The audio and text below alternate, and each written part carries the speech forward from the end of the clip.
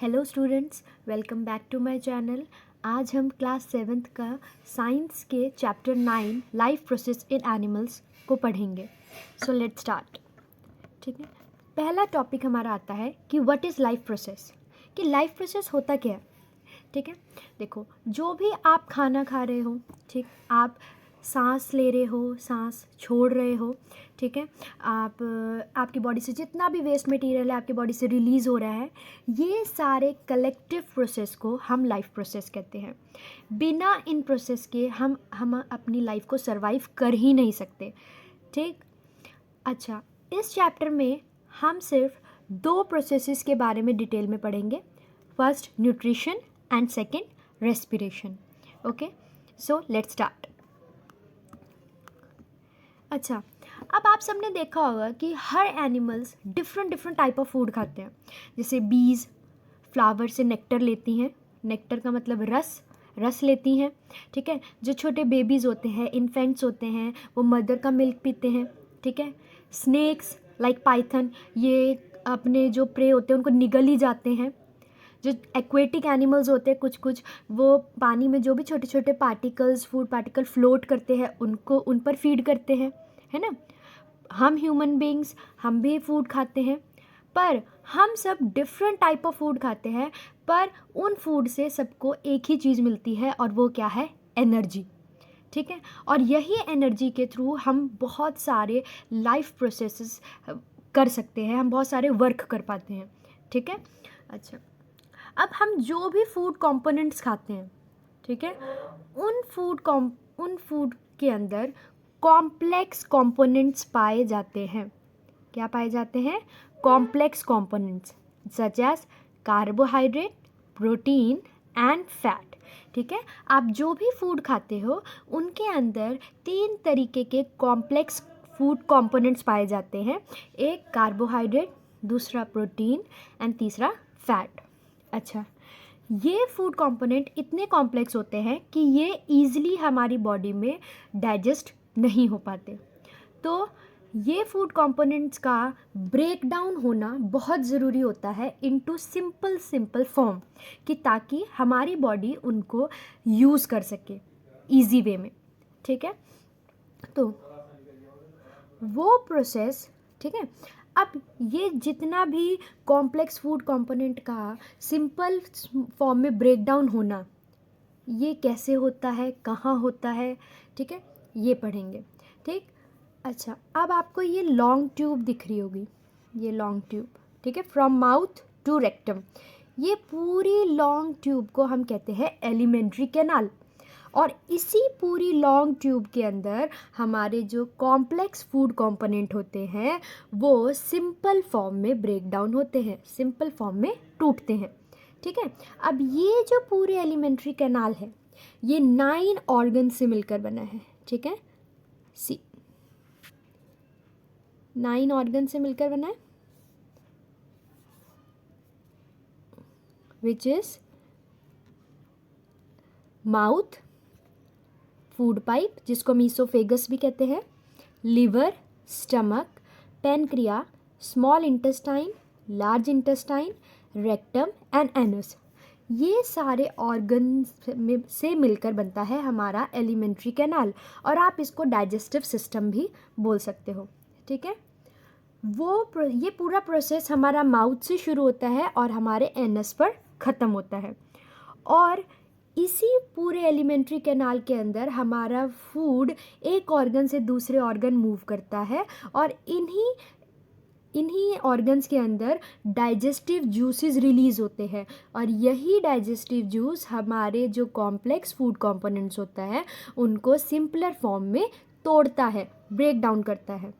ठीक है, और फिर हम उन सिंपलर फॉर्म ऑफ कंपोनेंट्स का हमारी बॉडी अच्छे से यूज़ करती है in the form of energy. ठीक है, ओके, लेट्स मूव फॉरवर्ड। अब हमारा टॉपिक आता है न्यूट्रिशन इन एनिमल। ठीक है, अब हमने ये जो अभी पूरा ये ऑर्गन देखा, पूरा एलिमेंट्री कैनाल देखा है, अब इसके बारे में स्टेप बाय स्टेप पढ़ेंगे। ठीक है, कि ह्यूमन बीइंग में पूरा डाइजेशन प्रोसेस होता कैसे है। तो लेट्स स्टार्ट।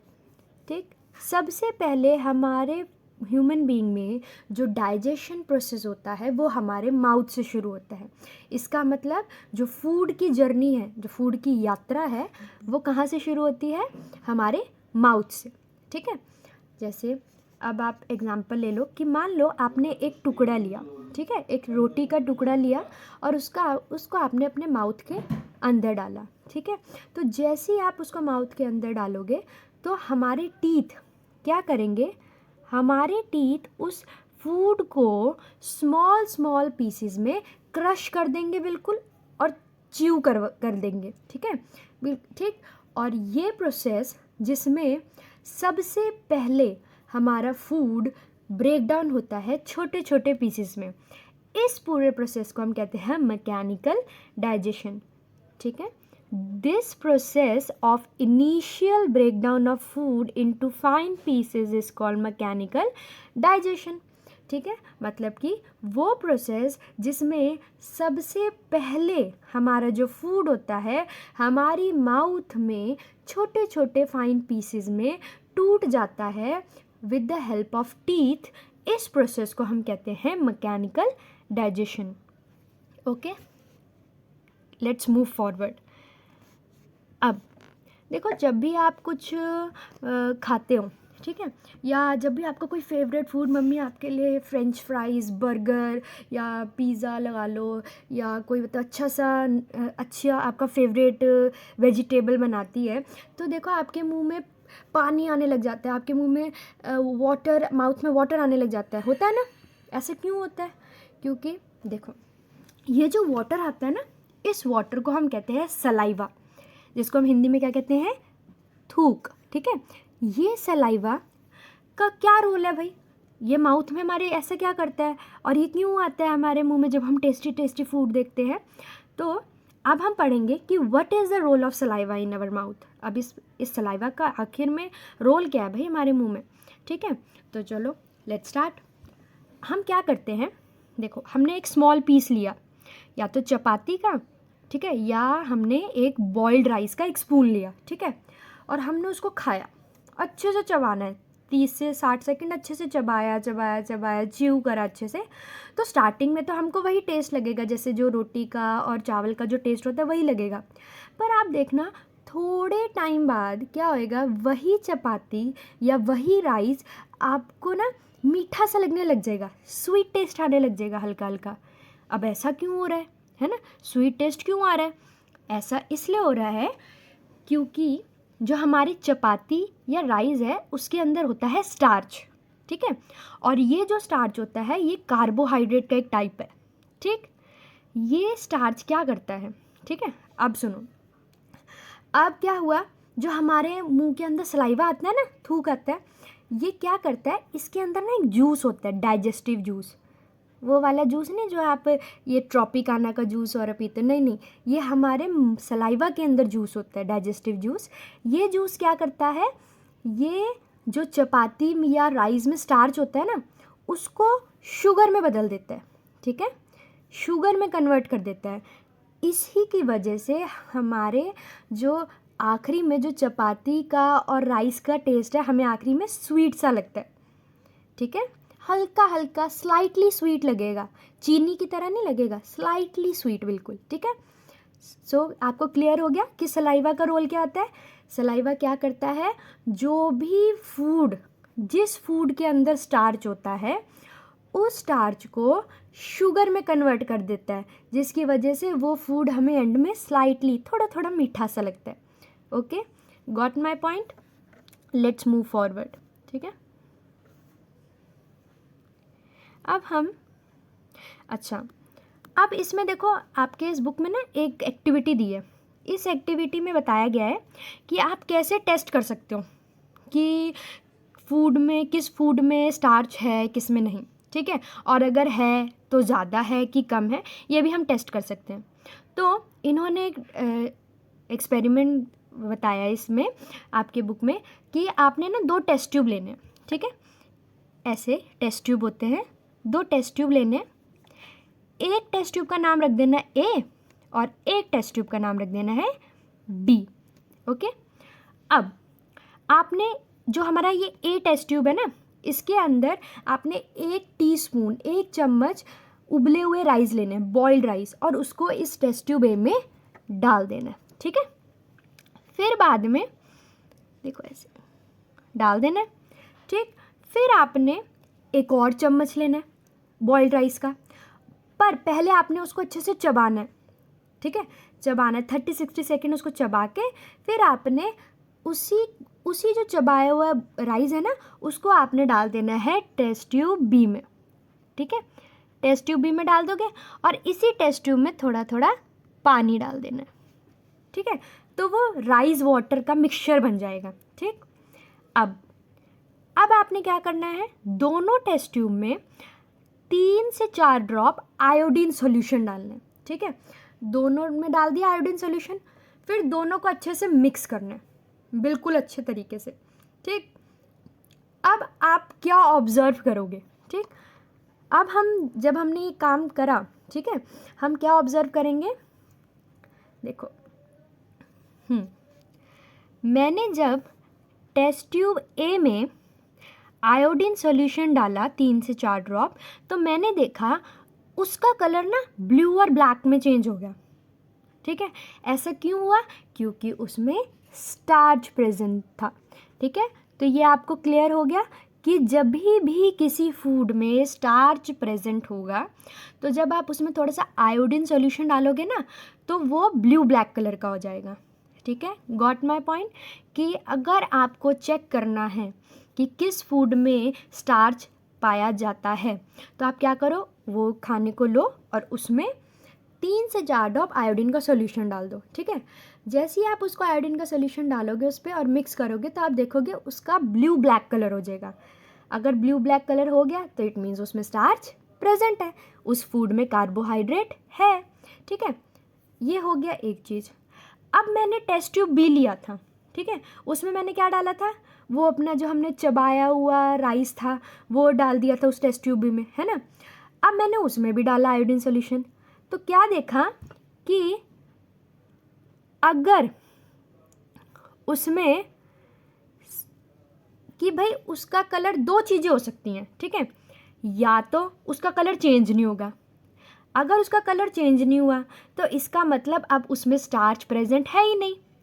पर अगर उसका कलर थोड़ा सा बिल्कुल स्लाइटली सा ब्लू हो गया, तो इसका मतलब उसमें स्टार्च है पर बहुत थोड़ा है, स्मॉल अमाउंट में। ऐसा क्यों, क्योंकि जब हमने उसको चबाया अपने मुंह में, तो सलाइवा ने आधा तो स्टार्च को शुगर में कन्वर्ट कर दिया था हमारे माउथ में। तो जो उसमें बचा कुचा स्टार्च होगा या नहीं होगा, वो हमने टेस्ट ट्यूब में डाल दिया था। और फिर जब हम उस टेस्ट ट्यूब में हमने आयोडीन सॉल्यूशन डाला, तो उसका कलर या तो आया ही नहीं, या तो कलर आया तो हल्का सा ब्लू आया, ठीक है। क्लियर हो गया। तो इससे हमें ये क्लियर हो गया कि अगर आपको कभी भी किसी भी फूड में स्टार्च टेस्ट करना है कि नहीं, तो आप उसमें आयोडीन सॉल्यूशन डाल के देख लो। अगर ब्लू ब्लैक कलर आया तो उसमें स्टार्च है, और अगर नहीं आया तो उसमें स्टार्च नहीं है, ठीक है। ओके, लेट्स मूव फॉरवर्ड, ठीक। So what is digestion now? The process of breaking complex food components into simpler form in the body is called digestion. वो प्रोसेस जिसमें हमारे जो कॉम्प्लेक्स फूड कंपोनेंट होते हैं हमारे सिंपल फॉर्म में break down हो जाते हैं हमारी बॉडी में, उस प्रोसेस को हम डाइजेशन कहते हैं, ठीक है।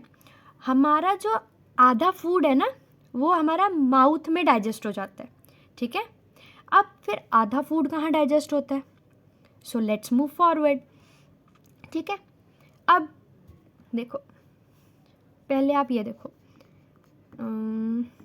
सी यस, ये देखो, ये आपको ट्यूब दिख रही है, ये लंबी सी लॉन्ग ट्यूब, इस ट्यूब को कहते हैं फूड पाइप, ठीक है। अब हम इसी ट्यूब के बारे में पढ़ेंगे कि भाई इस ट्यूब का क्या रोल है, ये ट्यूब क्या करता है, ठीक। ओके, लेट्स स्टार्ट, ठीक है। अब हम जब भी अपना खाना खा लेते हैं, ठीक है, हम अपने फूड को अच्छे से च्यू कर लिया, चबा लिया अच्छे से फूड को, ठीक है, तो एक चीज़ और रह गई थी सलाइवा की, कि इसमें लिखा है कि सलाइवा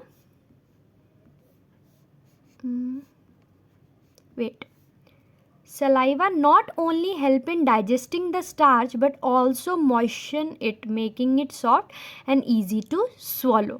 अब सलाइवा का एक और रोल होता है, और वो क्या होता है कि सलाइवा स्टार्च को शुगर में तो कन्वर्ट करता है और वो हमारे खाने को सॉफ्ट भी बना देता है, कि ताकि हम अपने खाने को आसानी से स्वॉलो कर सके, निगल सके, ठीक है। और टंग क्या करता है? टंग का काम होता है हमारे जो च्यूड फूड होता है, जो हमारा चबाया हुआ खाना होता है, उसको सलाइवा से मिक्स करता है और हमारे फूड को एक लॉन्ग ट्यूब, जो मैंने आपको अभी लॉन्ग ट्यूब दिखाई थी ना, फूड पाइप, उसके थ्रू हमारे मुंह में जो खाना होता है उसको हमारे स्टमक यानी कि पेट तक पहुंचाता है, ठीक है। ओके, तो ये आपको क्लियर हो गया कि सलाइवा क्या क्या रोल होता है, टीथ का क्या रोल होता है, टंग का क्या रोल होता है, ठीक है, और फूड पाइप का क्या रोल होता है। फूड पाइप का रोल होता है कि जो हमारे मुंह में जो खाना होता है उसको हमारे माउथ से लेना और हमारे स्टमक तक वो खाना पहुंचाना, ठीक है। फूड पाइप को हम ईसोफेगस भी बोलते हैं। अच्छा, ये तो क्लियर हो गया कि भाई फूड पाइप हमारे मुंह से खाना लेता है और हमारे स्टमक को पहुंचा देता है। बट ये पहुंचाता कैसे होगा फूड पाइप खाना? कुछ तो ये मूवमेंट करता होगा ना, जिससे हमारा खाना मुंह से पेट तक पहुंच जाए। तो अगर आप ध्यान से देखो, ये फूड पाइप की वॉल है, ये फूड पाइप की दीवार है, ठीक है, वॉल्स। ये वॉल्स क्या करती हैं?